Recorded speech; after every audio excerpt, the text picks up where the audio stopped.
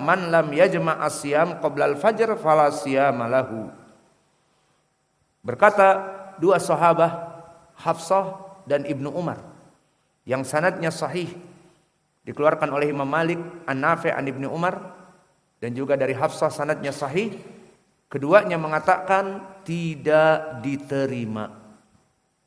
Tidak diterima bagi mereka orang-orang yang melaksanakan puasa tanpa meniatkan di malam hari. Tidak diterima puasa seseorang yang tidak meniatkannya di malam hari. Maka dari hadis ataupun athar dua yang sahih dari Hafsah dan Ibnu Umar ini, maka barang siapa yang ingin melaksanakan puasa Ramadan agar meniatkannya di malam hari ataupun di waktu menjelang sahur sebelum waktu fajar yang kedua. Dan pertanyaan yang berikutnya tadi, apakah meniatkannya harus setiap hari? Naam, setiap hari. Kenapa? Karena puasa Ramadan adalah ibadah yang setiap hari ditutup. Sehingga barang siapa yang ingin melaksanakan puasa yang pertama, dia meniatkan di hari yang pertama. Ingin meniatkan yang kedua, dia meniatkan di hari yang berikutnya. Puasa yang ketiga meniatkan. Semuanya meniatkan sampai kepada akhir puasa 29 hari. Dia niatkan sebelum terbit fajar yang kedua. Mana pendalilannya? Hadis innamal a'malu binniyat wa innamal likulli imri'in ma nawa. Maka hadis ini menjadi pendalilan setiap amalan harus ada niatnya. Barang siapa yang besok melaksanakan puasa yang pertama, diniatkan. Kemudian besoknya lagi puasa yang kedua, diniatkan malamnya ataupun sebelum fajar. Adapun pendalilan kami sebelum fajar seperti hadis Hafsah dan hadis Ibnu Umar, tidak diterima puasa seseorang jika tidak meniatkan dari malam. Lalu permasalahannya tadi, bagaimana niatnya? Tidak usah dilafadzkan di dalam hati. Apakah harus dilafadzkan juga meskipun di dalam hati? Apakah membaca niatnya sama seperti nawaitu shauma ghadin tapi di dalam hati seperti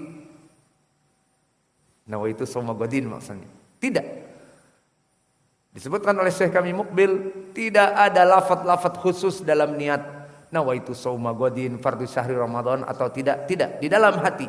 Yang jelas meskipun dia bangun untuk sahur dan menyiapkan sahur dan makan sahur, itu di dalam hatinya dia melaksanakan sahur untuk apa? Untuk puasa. Maka di situ sudah terbertik juga niat. Tidak mesti niatnya itu dilafadzkan di dalam lisan atau di dalam hati nawaitu shauma ghadin. Tidak. Tapi justru dengan dia bangun dan dia makan sahur, maka itu sudah niat di dalam hati dan tidak usah dilafadzkan. Maka inilah permasalahan tentang niat. Lalu masuk kepada soal yang keempat, apakah sahur hukumnya wajib? Tidak. Sahur hukumnya sunnah, namun karena dia sunnah maka jangan ditinggalkan. Mana pendalilan sunnahnya? Di Al-Quran dan sunnah dan ijma'. Adapun di Al-Quran di dalam surat Al-Baqarah, wa kulu washrabu hatta yatabayyana lakum al-khaytul abyadu minal khaytil aswadi minal fajr tsumma atimmus siyama ilal lail. Maka di dalam ayat Al-Quran ini jelas pendalilannya. Makanlah dan minumlah di malam-malam Ramadan. Sampai kapan? Hatta yatabayyana lakum al-khaytul abyadu minal khaytil aswadi minal fajr, sampai jelas terang. Di ufuk timur dari kegelapan malam itu ada benang yang putih, mananya yang horizontal, yang mana dia itu adalah naiknya fajar yang kedua. Maka di sini selesai dari waktu sahur. Maka waktu sahur adalah sebelum naiknya fajar yang kedua. Ini pendalilan Al-Quran. Pendalilan di dalam hadis banyak. Di antaranya hadis Anas yang muttafaqun alaih. Ini yang kita dulukan karena muttafaqun alaih.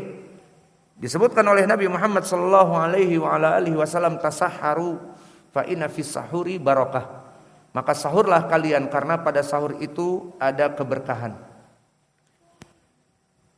Maka pendalilan yang ketiga, dalil ijma, dinukilkan oleh para ulama seperti An-Nawawi di kitabnya Al-Majmu' dan Syarah Muslim, dan juga Ibnul Mundhir di kitabnya Al-Ijma', dan juga Al-Hafidz Ibnu Hajar di Fathul Bari dan yang lainnya, dan Syekhul Islam di Majmu' Al-Fatawa, semuanya menyebutkan bahwa sahur itu hukumnya sunnah, bukan wajib. Maka kalau dia sunnah, maka laksanakan. Namun jika ada yang tidak mau melaksanakan, maka tidak apa-apa. Tidaklah hukumnya haram. Kemudian pertanyaan yang berikutnya, yang kelima, kapan waktu sahur yang diperbolehkan di syariat Islam ini? Waktu sahur secara mutlak adalah di malam-malam Ramadan. Mulai dari midnight dan seterusnya sampai kepada waktu al-fajr yang kedua. Itu asal dari waktu sahur secara mutlak. Maknanya kapan boleh kita makan? Mulai dari pertengahan malam jika mau, maka boleh sahur. Atau jam 2 boleh secara mutlak. Ataupun sebelum fajar, itu yang diinginkan. Maka waktunya panjang. Bahkan mulai dari jam 10 jika mau sahur, 10 malam terserah. Karena keumuman ayat wa kulu washrabu hatta yatabayyana lakum al-khaytul abyadu minal fajri hatta tabayyana lakum al-khaytul abyadu minal khaytil aswadi minal fajri tsumma atimus siyama ilal lail. Makanlah dan minumlah kalian di malam-malam Ramadan sampai jelas benang putih di ufuk timur dari kegelapan malam. Maknanya naiknya tulu al-fajr yang kedua, naiknya fajar yang kedua. Maka setelah itu dilarang untuk sahur. Maka waktu sahur, pertanyaannya secara mutlak, maka dia itu waktunya panjang dan lama. Lalu pertanyaan yang berikutnya di soal yang keenam, dari waktu yang panjang tentang waktu sahur, apakah ada waktu yang terbaik? Ini dia pertanyaan yang diinginkan. Kapan waktu sahur yang terbaik?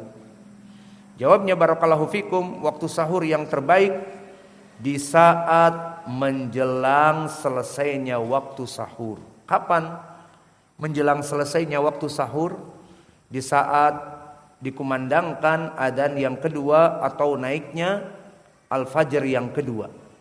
Maka di sini adalah waktu terbaik. Mana dalilnya? Datang dari sahabat Anas ibnu Malik dan Zaid ibnu Thabit. Dua sahabat ini meriwayatkan hadis, terutama Zaid ibnu Thabit, dia dulu sahur bersama Nabi. Dan di saat sahur bersama Nabi, kemudian didirikan sholat, maka Nabi berangkat dari sahurnya untuk melaksanakan sholat. Maka ditanya oleh Anas, Zaid ibnu Thabit yang tadinya sahur bersama Nabi, kam kana miqdar as-sahur hatta yuqimus shalah. Berapa jarak sahur kamu bersama Nabi sampai Nabi berdiri di saat adzan, dibangunkan salat? Jawabnya, kata Zaid ibnu Thabit, qadru khamsina ayah. Jaraknya sekitar 50 ayat membaca Al-Quran. Ini waktu terbaik. Maka tergambar ya ibadallah, 50 ayat kita membaca Al-Quran. Jika ayat yang dibaca dari juz amma seperti qul huwallahu ahad, qul a'udzu birabbin nas, qul a'udzu birabbil falaq, dan yang seterusnya, wal asr, maka suratnya pendek. 50 ayat mungkin hanya 5 menit atau 10 menit lah. 50 ayat dengan tartil. Namun jika kita baca dari surat Al-Baqarah panjang-panjang, maka 50 ayat bisa jadi 15 menit, 20 menit atau setengah jam jika dibaca secara tartil. Alhasil dari sini disebutkan oleh Zaid ibnu Thabit, bagaimana dulu Nabi melaksanakan sahur bersama kamu. Dikatakan sekitar membaca Al-Quran 50 ayat. Kalau kita simpulkan tadi, mulai dari ayat yang pendek di Juz Amma ataupun ayat yang panjang di Al-Baqarah dan Ali Imran, maka kita ambil sekitar 20 menit. Maka 20 menit seperempat jam inilah waktu yang terbaik yang dulu dilaksanakan oleh Nabi Muhammad sallallahu alaihi wasallam dengan lafaz dari Anas ibnu Malik yang diriwayatkan oleh Imam Al-Bukhari dan Zaid ibnu Thabit yang muttafaqun alaih. Disebutkan, berkata Zaid ibnu Thabit, tasaharna ma'a Rasulillah sallallahu alaihi wasallam. Kami dulu sahur bersama Nabi. Tsumma qumna ila shalah. Kemudian kami beranjak selesai dari sahur kami karena mendengar adzan.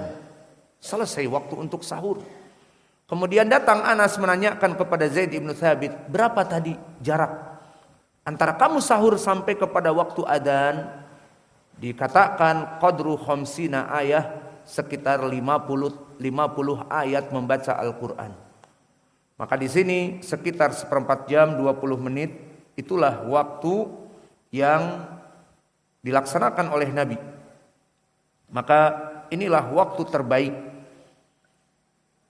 di saat kita melaksanakan sahur.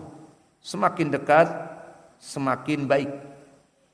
Dan ini juga datang dari Ibnu Abbas yang sanadnya sahih, diriwayatkan Ashabus Sunan, bahwa permasalahan mengakhirkan sahur itu adalah perbuatan dari para nabi dan dakwahnya para nabi. Bukan hanya Nabi Muhammad saja, tetapi para nabi-nabi yang lain memerintahkan umatnya untuk melaksanakan puasa. Ada perintah puasa untuk nabi-nabi yang lain selain Nabi Muhammad. Perintah puasa diperintahkan untuk umat sebelum Nabi Muhammad apa tidak?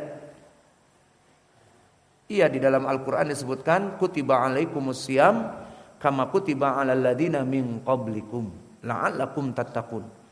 Diwajibkan bagi kalian berpuasa, bagi kaum muslimin kalian dan umat sebelum kalian, agar kalian menjadi orang yang bertakwa. Dari sini maknanya Nabi Isa memerintahkan kepada Al-Hawariyun untuk berpuasa, dan Nabi Musa memerintahkan kepada Bani Israel untuk berpuasa, dan Nabi Muhammad dan nabi-nabi yang lainnya sesuai dengan ayat ini. Dan begitu pun di dalam hadis Ibnu Abbas, berkata Rasulullah sallallahu alaihi wasallam, inna ma'syaral anbiya umirna an nuakhira sahurana, bahwa para nabi diperintah oleh Allah untuk mengajari umatnya agar mengakhirkan sahur. Para nabi menandakan bahwa permasalahan sahur adalah permasalahan yang diperintahkan oleh para nabi kepada umatnya untuk melaksanakan takhir sahur.